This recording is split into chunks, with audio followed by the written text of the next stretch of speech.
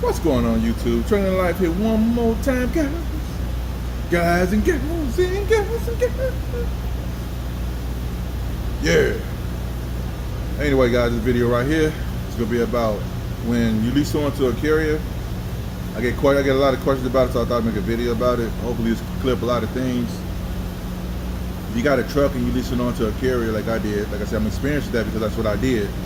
You know, so there's a couple things. One thing is if you don't have your own plates, some carriers will provide a plate. Like they have a plate called a plate program. So what it is, you pay weekly or bi-weekly down for the plates, and they plate your truck. And when they plate your truck, of course, if you leave a company, you gotta get a plates back, or you ain't gonna have no plates. So like if you leave this one company right here and go to another company, you ain't got no plates, you can't move the truck around until you get some plates, because the plates belong to the carrier you was with. So if your money low and you want to get some plates up front, actually we got a plate program. Another thing, when you working with whichever carrier you choose to lease on to, there's a couple things you got to keep in mind.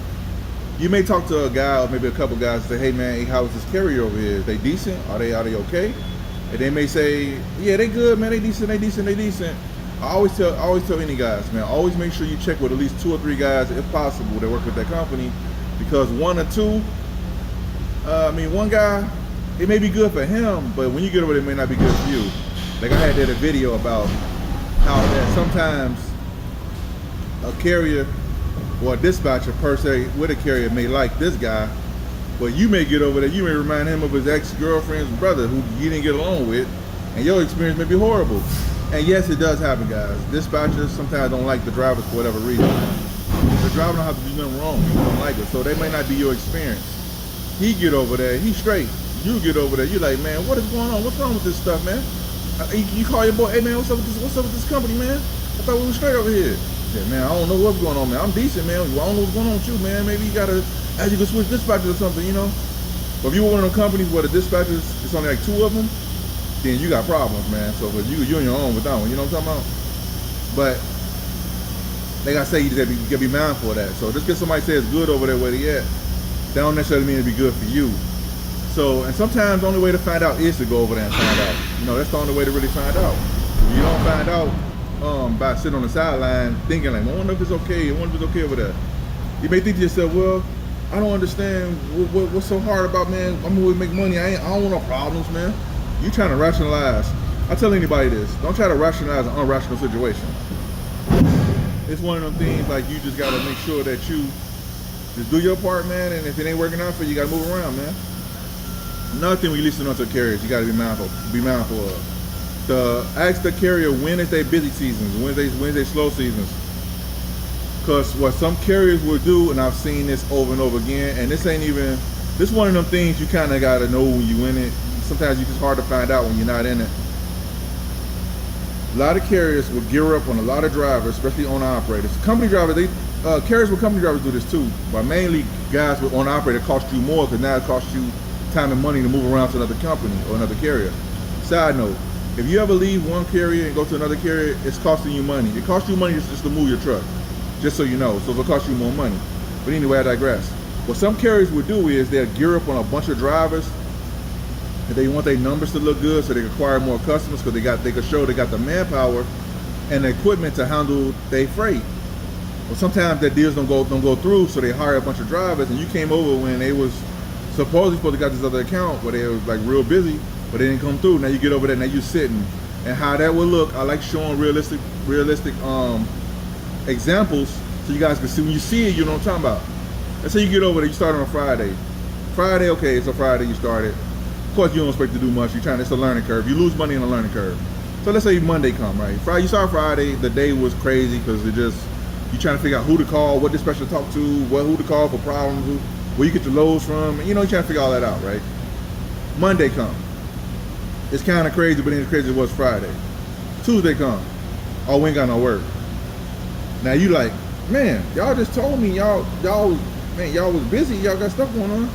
Wednesday come, you work. Thursday work. Friday no work. And you looking like, man, I don't want to move again, man. I got to try to at least weigh it out, because you know, you thinking the average driver think in their mind, not every driver, but the average driver think in their mind, well, this is just starting off. I want to at least give them a fair shake before I just leave, because if you know it's starting off on a bad foot, I want to give them a fair shake. Maybe it's just a bad week. Maybe I came when they was just slow or something. You really don't know until you really been there for a minute to really find out, right? 2 weeks come by, next week you probably work. You probably work all 5 days. Okay, fine, things are good now. Yeah. And then come week 3 or 4, you working 3 days a week. And then next week you're working 3 days a week or 4 days a week. Week after that, you're probably working 5 days. So it's up and down like that. What they doing is they piecing together work to try to keep you working, but they don't have enough because the account that they was depending on to keep you and probably a couple other guys on, it didn't fall through. So now they hired a bunch of drivers they don't have work for. So that's why I say you want to find out, if possible, man, when that company is busy times and when they're not. But sometimes you can't tell with this though, because you'll find out when you get there. I mean, there's one carrier I went with, they told me, yeah man, we got these accounts, man, we can't keep no drivers on these accounts. It was pretty much lying to me, telling me that they had the account already and they couldn't keep drivers on the account because guys don't want to work, right? And I'm like, man, that ain't me, man. Your boy want to work. Let's go. Let's get it, man. When I get there, man, there wasn't no account. It wasn't no account to be worked. I was all over the place. I said, hey, what account you talking about guys want to work? They were like, oh, well, you know, we don't have it consistently like that, but we do have it, but it ain't consistent like that. So we try to keep you guys running. So we try to find work for you to keep you guys running, whatever. And I'm like, man, and then like the following week, I think I had, they told me, oh, we ain't got no work for today. Try again tomorrow. We'll put you on the board for tomorrow. Tomorrow come the work they give you. Imagine when you own a truck, you got to make your days count. So the next day come, they give me some work, and I was barely making literally $300 for that day, total. I say, hey man, where's the work? What's going on here? So when you lease on the carriers, you got to deal with stuff like this. I know it's a lot to take in for people who don't do this business to understand, but you have to understand one thing, that this business is not fair. Sometimes the carriers ain't gonna be upfront with you. Try to get enough information with that carrier, on that carrier, as far as reading reviews and talking to different drivers to kind of see what's the best way to go about it if you want to go with that carrier or not. Because a lot of times the carriers, they not upfront with telling you everything that's going on with them. They just trying to fill their board up so they have enough bodies on deck so they can obtain more accounts. And sometimes they don't even want to do that. Sometimes they just want to have a bunch of drivers hanging around in case guys call off work. They'll have you there, and they think guys will stick around for stuff like that. And you got guys that want to work. So when you're leasing other carriers, guys, you got to factor in all of this, man. It's not always cut and dry. One good thing about it though, I would say this: when you listen on the carriers, you ain't got to go through that whole interviewing process. You ain't got to go through none of that stuff. You got a truck, you pass the DOT, and you got your DOT clean on your truck. Hey, when could you start? It's just that simple. You ain't got to go through the whole, let me interview you, and then I'll give you a call back, and then 2 or 3 interviews. You ain't got to do all that. Another thing, real quick on this video, when you lease onto a carrier, you could go as a DBA, do a business as, or you could go as a sole proprietor. You don't have to always have a business account. But if I was you, I would suggest you guys, if you do it as a business. Whatever one that works out for your best, for your situation, tax purposes and etc. That way you get more benefits out of doing it versus being a sole proprietor. I'm just saying, man, especially depends on how much money you're making.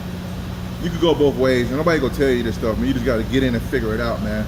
And some carriers do require you to be a business entity. Some don't. Some like, hey man, your name is good. You got a truck that work? Come on, let's go.